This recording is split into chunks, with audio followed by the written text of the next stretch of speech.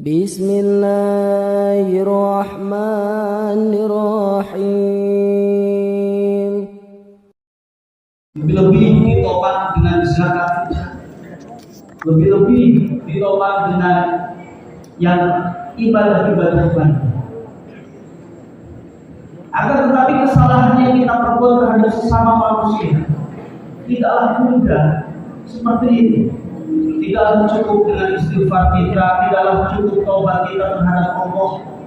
Akan tetapi harus ada istighfar, minta kehalalan kepada orang-orang yang kita zalimi, minta kehalalan daripada orang-orang yang kita ghibah, minta kehalalan kepada orang-orang yang kita sakiti, minta kehalalan kepada orang-orang yang kita jahat. Sidang Jumat yang dimuliakan oleh Allah Subhanahu wa Ta'ala.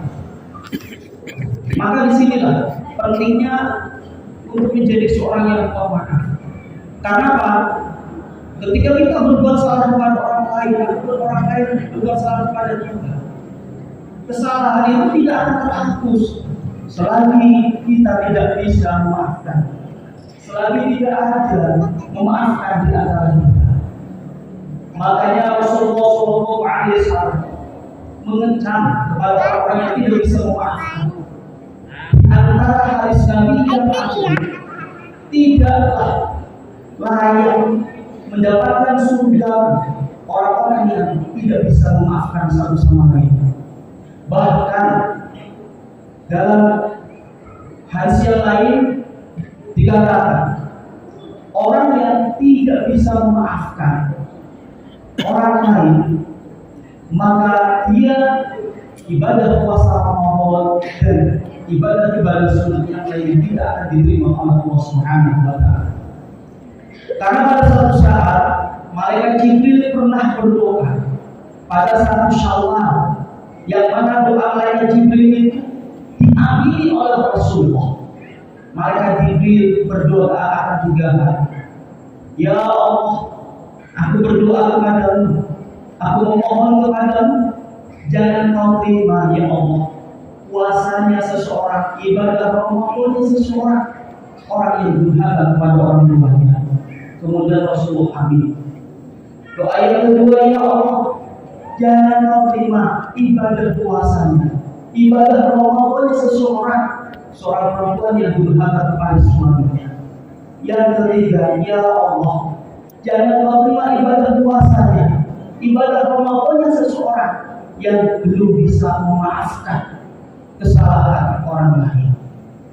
Hadirin yang dimuliakan oleh Allah Subhanahu wa Ta'ala, sehingga amat sangat rugi sekali bagi kita ketika Ramadan berlalu, masuk bulan Syawal, sampai sekarang kalau Syawal itu mau pergi, seandainya kita belum bisa memaafkan, berarti tanda daripada ibadah puasa kita, ibadah Ramadan kita tidak diterima oleh Allah Subhanahu wa Ta'ala.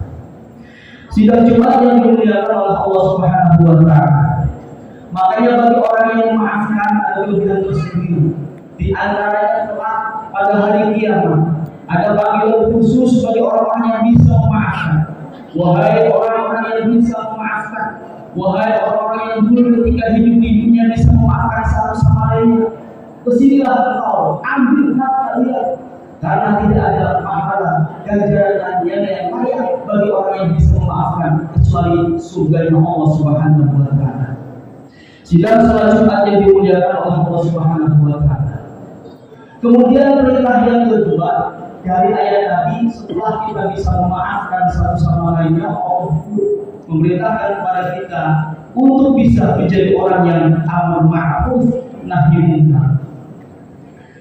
Dalam ayat yang lain dikatakan Allah, wa takum minhum ummatun yad'una ila al-khair wa ya'muruna bil ma'ruf wa yanhauna 'anil munkar wa ulaika humul muflihun. Al-Imran. Yang artinya hendaklah ada sekelompok umat dari kalian yang mengajak kepada kebaikan, yang memerintahkan kebaikan dan mencegah daripada kemungkaran. Karena orang yang mengajak kepada kebaikan, mencegah daripada kemungkaran, itu merupakan orang-orang yang beruntung. Dalam ayat lain Allah Allah juga menyatakan al-mu'minuna wal mu'minatu ba'dhum awliya'u ba'd ya'muruna bil ma'ruf wa yanhauna 'anil munkar. Seorang mukmin yang satu dengan mukmin yang lainnya ataupun mukminat dan mukminat yang lainnya, hendaklah sebagian di antara mereka menjadi penolong sebagian yang lain. Di antara satu sama lainnya saling amar ma'ruf nahi munkar. Bahkan Rasulullah menyatakan dalam hadisnya, muru bil ma'ruf wa ila ta'malu bi wa tu'adil munkar wa la tadhuru bi. Perintahlah oleh kalian, serukan oleh kalian akan kebaikan, meskipun kita sendiri belum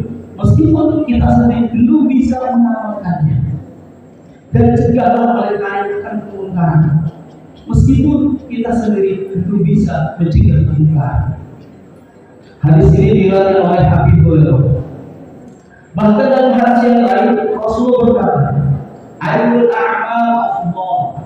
Rasul pernah ditanya oleh salah satu sahabat, "Ya Rasul, ayyul a'mal afdal? Amal apa yang paling utama ya Rasul?" Rasul menjawab, "Qala al-iman." Yang pertama, amal yang paling utama adalah iman. Hadirin, mengapa iman dikatakan amal yang paling utama?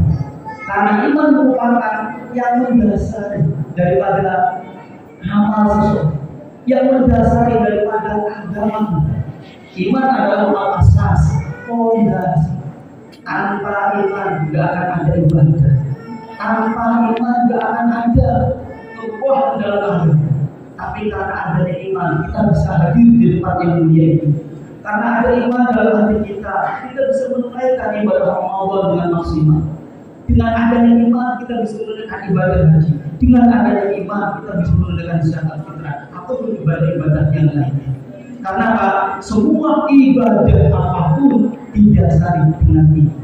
Makanya Rasul menyatakan bahwa amal yang paling utama yang perlu kita kerjakan adalah iman. Karena iman merupakan dasar daripada semua amal ibadah. Tanpa ada iman, tidak akan ada ibadah. Kemudian Rasulullah pun ditanya, "Subhanallah ya Rasul." Kemudian amal apa lagi ya Rasul yang paling utama yang perlu kita laksanakan, yang perlu kita amalkan? Rasul menjawab, silaturahim. Silaturahim sesamanya. Lebih-lebih silaturahim antara kerabat yang dekat, famili yang dekat. Kemudian Rasul ditanya lagi, kemudian apa lagi ya Rasul? Subhanallah ya Rasul. Qala al-amru bil ma'ruf wa nahyu 'anil munkar. Kata Rasul, kemudian yang ketiga yang perlu kita laksanakan, amal yang paling utama itu perlu kita laksanakan adalah apa? Memerintahkan kebaikan, mencegah kemungkaran. Akhirnya laki-laki tadi berkata, "Ya Rasul, ayat amal abghadhi Allah." Ya Rasulullah, amal apakah yang paling dimukai oleh Allah, yang paling dibenci oleh Allah? Rasul menjawab, asyirku billah. Yang pertama, amalan yang paling tidak disukai oleh Allah adalah menyebutkan Allah, musyrik kepada Allah. Bahkan amalan musyrik merupakan amalan yang tidak akan diampuni dosanya oleh Allah Subhanahu wa taala. Sidang Jumat yang dimuliakan oleh Allah Subhanahu wa taala. Kemudian salah satu sahabat lagi tadi bertanya lagi kepada Rasul, "Ya Rasul, subhanallah." Kemudian amalan apa lagi ya Rasul yang paling dimuliakan oleh Allah, yang paling dibenci oleh Allah Subhanahu wa taala? Tabi'atul Rasul menjawab, memutus tali silaturahim. Kemudian laki-laki tadi berkata lagi kepada Rasul, "Subhanallah ya Rasul." Qala tarkul amri bil ma'ruf wa nahyi 'anil munkar. Meninggalkan amar ma'ruf dan nahi munkar. Sidang Jumat yang dimuliakan oleh Allah Subhanahu wa taala. Tentunya agar amar ma'ruf kita berhasil dalam masyarakat, dalam kehidupan kita, maka kita membutuhkan makna. Yang pertama, dalam amar ma'ruf bekali diri kita dengan ilmu. Karena orang yang berilmu lah ketika beramal ma'ruf akan bijak. Karena orang yang berilmu lah ketika amar ma'ruf akan tepat sasaran. Tanpa ilmu kita tidak akan bisa beramal ma'ruf. Kemudian yang kedua yang kita butuhkan dalam beramal ma'ruf adalah apa? Biqasdillah wa izzatin. Hanya semata-mata bertujuan karena Allah Subhanahu wa taala dan mengistimewakan, memuliakan, melakukan agama. Karena dengan adanya amar ma'ruf, agama makin menghormat.